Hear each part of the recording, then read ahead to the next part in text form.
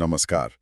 आज हम एक ऐसे विषय की बारीकियों में उतर रहे हैं जिसके बारे में हम शायद रोजाना सोचते भी नहीं, लेकिन जो मानव सभ्यता और हमारे स्वास्थ्य के लिए आप कह सकते हैं बुनियाद का पत्र है, स्वच्छता और शौचालय का सफर। हम्म। हम देखेंगे कि कैसे साधारण गड्ढों से शुरू होकर आज हम कितने टिकाऊ और पर्यावरण अनुकूल समाधानों तक पहुंचे। ये जानना वाकई दिलचस्प होगा कि इस विकास ने हमारे जीने के तरीके को कैसे बदला है। बिल्कुल। और आज की हमारी ये चर्चा कई स्रोतों पर आधारित है, जिनमें जैसे WHO यानी विश्व स्वास्थ्य संगठन से जुड़े शोध पत्र हैं, कुछ हिस्टोरिकल ब्लॉग्स हैं, प्राचीन सभ्यताओं पर लेख हैं, अच्छा। शौचालय के आविष्कार से जुड़े दस्तावेज, चीन में जो हाल में स्वच्छता क्रांति हुई उस पर एक स्टडी है, और इकोलॉजिकल सैनिटेशन पर भी जानकारी शामिल है। राइट। आज हमारे तरीके ये सब विकसित हुए हैं, मतलब प्राचीन काल की सरल लेकिन असरदार व्यवस्थाओं से लेकर आज के जटिल और टिकाऊ समाधानों तक। तो चलिए फिर शुरू करते हैं। समय में पीछे चलते हैं, लगभग 4,500 साल पहले सिंधु घाटी सभ्यता की ओर। कुछ विशेषज्ञ तो ये मानते हैं कि यहाँ दुनिया की पहली व्यवस्थित शहरी स्वच्छता प्रणालियां थीं। मोहनजोदारो और धोलावीरा जैसे शहरों में ऐसा क्या खास था? हाँ, ये कमाल की बात है कि उस जमाने में भी ये शहर कितने व्यवस्थित थे। आप सोचिए, आज से 4500 साल पहले सिंधु घाटी के लोग ये समझ गए थे कि एक शहर को चलाने के लिए सिर्फ इमारतें काफी नहीं है, बल्कि साफ सफाई का एक पूरा सिस्टम, एक नेटवर्क जरूरी है। ये उस युग के लिए तो क्रांतिकारी सोच थी। उनके पास उन्नत ढकी हुई नालियां थीं, बारिश के पानी को जमा करने का तरीका था, और ज्यादातर घरों में निजी स्नानागार और शौचालय के गड्ढे भी थे। घरों के अंदर? हाँ, घरों के अंदर। और सबसे खास बात ये कि ये शौचालय मिट्टी के पाइप के जरिए गली की साझा नालियों से जुड़े थे, जो आगे जाकर एक बड़े सोखपिट या सेसपिट मल कुंड में मिलती थीं। अच्छा। और इन गड्ढों को समय समय पर खाली करके उस सामग्री का खाद के रूप में इस्तेमाल किया जाता था। पानी की सप्लाई के लिए घरों में कुएं भी आम थे। वाह, ये तो वाकई आज के हिसाब से भी काफी एडवांस लगता है उस समय के लिए। बिल्कुल। अच्छा, तो फिर रोमन साम्राज्य के बारे में क्या? हमने सुना है कि उनके सार्वजनिक शौचालय, जिन्हें फोरिकाए कहा जाता था, वो देखने में तो काफी भव्य होते थे, संगमरमर मोज़ेक वगैरह लगे हुए। हाँ हाँ, बाहरी तौर पर वे निश्चित रूप से भव्य थे। अक्सर सार्वजनिक स्नानागारों बाथ हाउस के पास बनाए जाते थे, और शहर की सुंदरता का यूं कहें कि हिस्सा माने जाते थे। लेकिन असलियत थोड़ी अलग थी। ये मुख्य रूप से निचले और मध्यम वर्ग के लोगों के लिए थे, और अंदर से अक्सर गंदे, भीड़भाड़ वाले और कम रोशनी वाले होते थे। और सफाई के लिए एक साझा कॉमन स्पंज वाली छड़ी का इस्तेमाल होता था, जिसे ज़ाइलोस्पोंजियम कहते थे। उसे इस्तेमाल के बाद पास में बहते पानी की एक छोटी सी नाली में धो दिया जाता था। एक ही स्पंज सब इस्तेमाल करते थे। हाँ, कल्पना कीजिए। जाहिर है इससे बीमारियां बहुत आसानी से फैलती थीं। शुक्र है आज वो जमाना नहीं है। सही बात है। और एक दिलचस्प बात यह भी है कि अमीर रोमनों के घरों में निजी शौचालय होते थे, लैट्रीना। ये अक्सर सीधे सेसपिट के ऊपर बने होते थे। ज्यादातर अमीर लोग अपने घरों को सार्वजनिक सीवर, जैसे रोम का वो मशहूर क्लोका मैक्सिमा है, उससे जोड़ने से बचते थे। क्यों? उन्हें डर लगता था कि चूहे, सांप या कहीं ऑक्टोपस जैसे जीव पाइप के रास्ते घर में ना घुस जाएं। क्या बात कर रही है? ऑक्टोपस? हाँ, शायद ये उनका वहम हो, लेकिन डर तो था, और शायद पूरी तरह बेबुनियाद भी नहीं था। और हाँ, सार्वजनिक सीवर का पानी भी बिना किसी ट्रीटमेंट के अक्सर शहर के पास की नदी, जैसे रोम में टाइबर नदी, में बहा दिया जाता था। ओह, तो पानी भी प्रदूषित होता था? बिल्कुल। और क्योंकि बहुत से लोग पीने और सिंचाई के लिए उसी नदी पर निर्भर थे, इससे बीमारियां फैलती थीं। इन सार्वजनिक शौचालयों में एक और अजीब सा खतरा था, मीथेन गैस का बनना, जिससे कभी-कभार विस्फोट भी हो जाते थे। विस्फोट शौचालय में? हाँ, इसी वजह से लोग इतने अंधविश्वासी हो गए थे कि शौचालयों की दीवारों पर राक्षसों से बचाने वाले मंत्र लिखते थे, और भाग्य की देवी फॉर्चुना के मोज़ैक लगाते थे, शायद इस उम्मीद में कि वो शौचालय से सुरक्षित बाहर निकल आएं। बाप रे, ये तो बड़ी अजीब बात है। तो इसका मतलब रोमन साम्राज्य के पतन के बाद मध्ययुगीन यूरोप में स्वच्छता का स्तर तो और भी गिर गया होगा। हाँ, शहरों में तो स्थिति काफी बिगड़ गई थी। खुली नालियां, नदियों में कचरा फेंकना, ये सब प्लेग जैसी भयानक बीमारियों के फैलने का एक बड़ा कारण बना। लेकिन मध्ययुगीन किलों में कुछ अलग और कह सकते हैं दिलचस्प इंतजाम देखने को मिलते हैं। किलों में कैसे? वहाँ शौचालय, जिन्हें प्रीवी या ज्यादा दिलचस्प रूप से गार्डरोब कहा जाता था, वो अक्सर किले की बाहरी दीवार से बाहर की ओर निकले होते थे। अच्छा, बाहर की तरफ। हाँ, ताकि मलमूत्र सीधे नीचे बनी खाई या पास की नदी में गिरे। डिजाइन में थोड़ी गोपनीयता का ध्यान रखा जाता था, या अक्सर किसी कोने में या दीवार के अंदर बनी छोटी सुरंग में होते थे। टॉयलेट पेपर तो था नहीं, तो लोग घास, पुआल या काई का इस्तेमाल करते थे। और एक मजेदार बात यह है कि लोग अक्सर अपने कीमती कपड़ों को इन्हीं गार्डरोब के पास लटकाते थे। कपड़ों को शौचालय के पास क्यों? माना जाता था कि मलमूत्र से निकलने वाली अमोनिया की तेज गंध कपड़ों में लगने वाले कीड़ों जैसे पिस्सू और जूं को मार देती थी। शायद इसीलिए इसे गार्डरोब कहा गया, मतलब कपड़े रखने की अलमारी, एक तरह का नेचुरल कीटनाशक। अरे वाह, ये तो कमाल की जानकारी है। तो फिर फ्लशिंग टॉयलेट का पहला आइडिया कब आया? सुना है 16वीं सदी में सर जॉन हैरिंगटन ने कुछ बनाया था। रानी एलिजाबेथ प्रथम के गॉडसन थे वो। सर जॉन हैरिंगटन ने इसे 1584 से 1591 के बीच डेवलप किया। अच्छा। नाम था अजैक्स। अच्छा। इसमें एक पैन था, पानी को फ्लश करने के लिए एक वाल्व, एक लीवर और ऊपर पानी की टंकी मतलब सिस्टर्न लगी थी। और रानी ने इस्तेमाल किया? हाँ, जब रानी एलिजाबेथ प्रथम ने केल्स्टन में उनके घर का दौरा किया तो उन्होंने इसे आजमाया और कहते हैं उन्हें ये इतना पसंद आया कि उन्होंने अपने रिचमंड पैलेस के लिए एक बनवाने का आदेश भी दिया। लेकिन आम लोगों में ये पॉपुलर नहीं हुआ? नहीं, बिल्कुल नहीं। शायद ये उस समय के हिसाब से बहुत ज्यादा कॉम्प्लिकेटेड और महंगा था। ज्यादातर लोग तब भी पुराने तरीके यानी चैम्बर पॉट का ही इस्तेमाल करते रहे, जिसे भरने पर अक्सर खिड़की से बाहर गली में खाली कर दिया जाता था। कहा जाता है कि फ्रांस में ऐसा करने से पहले लोग जोर से गार्दे लो चिल्लाते थे, मतलब पानी से बचो।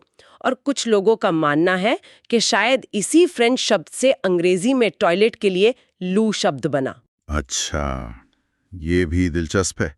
तो फ्लशिंग टॉयलेट को आम होने में तो काफी लंबा वक्त लग गया। फिर आई 19वीं सदी और औद्योगिक क्रांति। शहर तेजी से बढ़े और स्वच्छता एक बहुत बड़ी चुनौती बन गई होगी। बिल्कुल। खासकर विक्टोरियन इंग्लैंड में सुना है हालात बहुत खराब थे।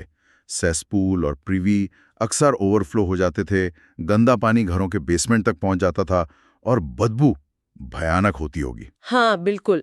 और इसी भयानक स्थिति ने एक बड़े बदलाव को जन्म दिया, जिसे हम स्वच्छता क्रांति कह सकते हैं। 1842 में एडविन चैडविक की एक प्रभावशाली रिपोर्ट आई, जिसने इन भयावह हालातों और उनके स्वास्थ्य पर पड़ने वाले बुरे प्रभावों को उजागर किया। फिर 1848 में हैजा की महामारी बुरी तरह फैली और उसी साल ब्रिटेन में पहला पब्लिक हेल्थ एक्ट पारित हुआ। इसमें यह जरूरी कर दिया गया कि हर नए बनने वाले घर में एक शौचालय, प्रिवी या एशपिट जरूर होना चाहिए।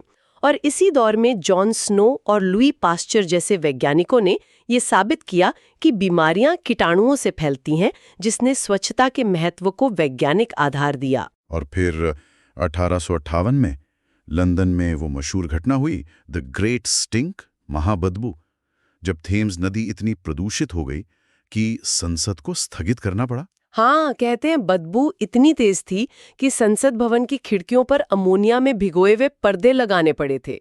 शायद इसी घटना ने आखिरकार सरकार को जगाया और सर जोसेफ बैज़लगेट को लंदन का वो विशाल सीवर सिस्टम बनाने का काम सौंपा गया, जो आज भी काम कर रहा है। हाँ, इंजीनियरिंग का एक बेहतरीन नमूना माना जाता है। इसमें डॉल्टन कंपनी के बने हुए मजबूत सिरेमिक पाइप इस्तेमाल किए गए थे। और इसी दौरान फ्लशिंग टॉयलेट की टेक्नोलॉजी में भी सुधार हुए होंगे। हाँ, तेजी से।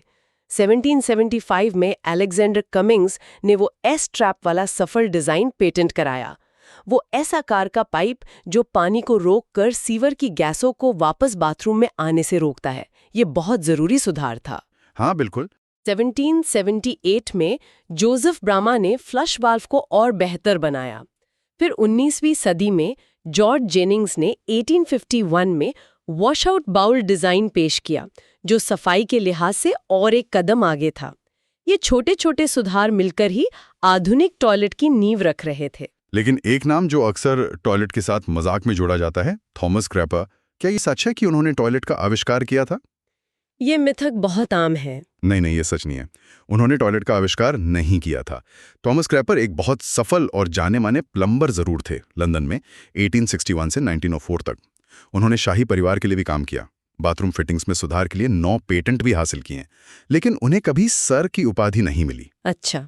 जिस चीज के लिए वे सबसे ज्यादा जाने जाते हैं, साइलेंट वाल्वलेस वाटर वेस्ट प्रिवेंटर, जो एक तरह का साइफन फ्लश सिस्टम था और पानी बचाता था, उसका आविष्कार असल में 1898 में एल्बर्ट गिबल ने किया था। ओह, तो क्रैपर ने क्या किया? ऐसा लगता है कि क्रैपर ने इसके अधिकार खरीद लिए और इसे अपने नाम से बेचा। और वो क्रैपर शब्द टॉयलेट के लिए इस्तेमाल होने की कहानी, वो शायद प्रथम विश्व युद्ध के अमेरिकी सैनिकों की वजह से शुरू हुई। उन्होंने इंग्लैंड में कई टॉयलेट सिस्टर्न पर टी क्रैपर एंड को लिमिटेड चेल्सी लिखा देखा, और वहीं से मजाक मजाक में ये शब्द अमेरिकी स्लैंग बन गया।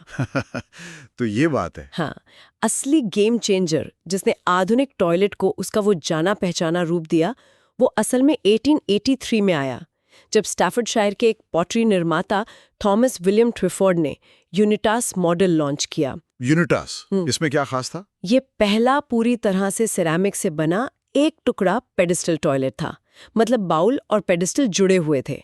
इसका डिजाइन पूरी तरह खुला था, गंदगी छिपने की कोई जगह नहीं थी, ज्यादा स्वच्छ था, बनाने में सस्ता, टिकाऊ, और इसका सीट वाला डिजाइन ऐसा था कि सीट उठाकर पुरुष इसे यूरिनल की तरह भी इस्तेमाल कर सकते थे। ये डिजाइन इतना सफल हुआ कि इसे दुनिया भर में एक्सपोर्ट किया गया। कहते हैं रूस में तो यूनिटास शब्द ही टॉयलेट का पर्याय बन गया। अरे वाह! हाँ, ये तो बहुत बड़ी कामयाबी थी। हाँ, पर इतने सारे विकास के बाद भी ये सोचना थोड़ा अजीब लगता है कि आज भी दुनिया भर में करोड़ों लोगों के पास सुरक्षित और स्वच्छ शौच सुविधाओं तक पहुंच नहीं है। सही कहा आपने। चीन के ग्रामीण इलाकों में भी, जैसा आपने बताया, कुछ साल पहले तक यही स्थिति थी। 2016 में सिर्फ 36% ग्रामीण आबादी के पास स्वच्छ शौचालय थे। फिर चीन ने वो टॉयलेट क्रांति अभियान शुरू किया। हाँ, और चीन फैमिली पैनल स्टडी के 2014 के आंकड़ों पर आधारित एक हालिया अध्ययन इस अभियान के महत्व को बताता है। स्टडी से पता चला कि स्वच्छ शौचालयों तक पहुंचने वास्तव में ग्रामीण वयस्कों के स्वास्थ्य में काफी सुधार किया है। अच्छा, किस तरह का सुधार? ये सकारात्मक प्रभाव महिलाओं, मध्यम आयु वर्ग के लोगों और कम आय वाले परिवारों में और भी ज्यादा देखा गया। और अध्ययन का एक मुख्य निष्कर्ष ये था कि स्वच्छ शौचालय पानी के स्रोतों को मानव मल मूत्र से दूषित होने से बचाते हैं, जिससे डायरिया जैसी पानी से होने वाली बीमारियां कम होती हैं। ये उस महत्वपूर्ण कड़ी को उजागर करता है जिसे अक्सर नजरअंदाज कर दिया जाता है कि व्यक्तिगत शौचालय की सुविधा कैसे पूरे समुदाय के जल स्रोतों की सुरक्षा से जुड़ी है। ये बात हमें मौजूदा वॉश यानी जल स्वच्छता और हाथ धोने के पारंपरिक दृष्टिकोण पर सोचने को मजबूर करती है। मतलब क्या सिर्फ हाथ धोने पर जोर देना या व्यक्तिगत स्वच्छता की बात करना काफी है, खासकर उन जगहों पर जहां पानी का स्रोत ही सुरक्षित ना हो या आसपास का वातावरण ही दूषित हो? बिल्कुल सही मुद्दा उठाया आपने। इसी लिमिटेशन को पहचानते हुए अब WHO से जुड़े शोधकर्ता और विशेषज्ञ ट्रांसफॉर्मेटिव वॉश और पर्यावरणीय स्वच्छता यानी एनवायरमेंटल सैनिटेशन जैसी ज्यादा व्यापक अवधारणाओं पर जोर दे रहे हैं। ट्रांसफॉर्मेटिव वॉश, इसमें क्या अलग है? ये सिर्फ पीने का साफ पानी, साबुन और शौचालय उपलब्ध कराने से आगे की बात है। इसमें ठोस कचरे का सही प्रबंधन, पानी की निकासी की व्यवस्था और यहाँ तक कि जानवरों के मल का सुरक्षित निपटान भी शामिल है। अच्छा, मतलब एक होलिस्टिक अप्रोच। हाँ, बिल्कुल। ये इस बात को मानता है कि हमारा स्वास्थ्य सिर्फ हमारे व्यक्तिगत व्यवहार पर ही निर्भर नहीं करता, बल्कि हमारे आसपास के वातावरण और सामुदायिक स्तर पर उपलब्ध बुनियादी ढांचे पर भी बहुत ज्यादा निर्भर करता है। जैसे कोविड-19 का उदाहरण ले। मास्क पहनना व्यक्तिगत जिम्मेदारी जरूरी था, लेकिन बीमारी को फैलने से रोकने के लिए क्वारंटीन और वैक्सीन सामुदायिक जिम्मेदारी भी उतनी ही जरूरी थी। सही।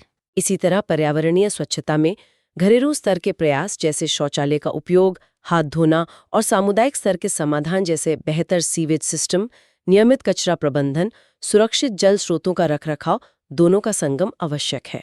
और यहीं पर शायद इकोलॉजिकल सैनिटेशन यानी इकोसैन का विचार बहुत महत्वपूर्ण हो जाता है। ये पारंपरिक सोच से बिल्कुल अलग है। ये कचरे को एक समस्या नहीं बल्कि एक संसाधन के रूप में देखता है। बिल्कुल, इकोसैन उस पारंपरिक इकट्ठा करो, ले जाओ और फेंक दो वाले लीनियर मॉडल को चुनौती देता है, जिसमें हम मानव अपशिष्ट को बस एक बेकार चीज मानकर उससे छुटकारा पाना चाहते हैं। इकोसैन एक चक्रीय मतलब सर्कुलर दृष्टिकोण अपनाता है, ठीक प्रकृति की तरह, जहां कुछ भी बेकार नहीं जाता। इसका मूल सिद्धांत है मानव मल मूत्र में मौजूद पोषक तत्वों को सुरक्षित रूप से संसाधित करके वापस मिट्टी या कृषि में लौटाना। अच्छा, कैसे? उदाहरण के लिए कंपोस्टिंग टॉयलेट मानव मल को बिना पानी के या बहुत कम पानी के इस्तेमाल से सुरक्षित रूप से विघटित करके मूल्यवान खाद में बदल देते हैं। यूरिन डाइवर्टिंग टॉयलेट मूत्र को मल से अलग इकट्ठा करते हैं। मूत्र को अलग क्यों? क्योंकि मानव मूत्र नाइट्रोजन, फास्फोरस और पोटेशियम जैसे पोषक तत्वों से भरपूर होता है।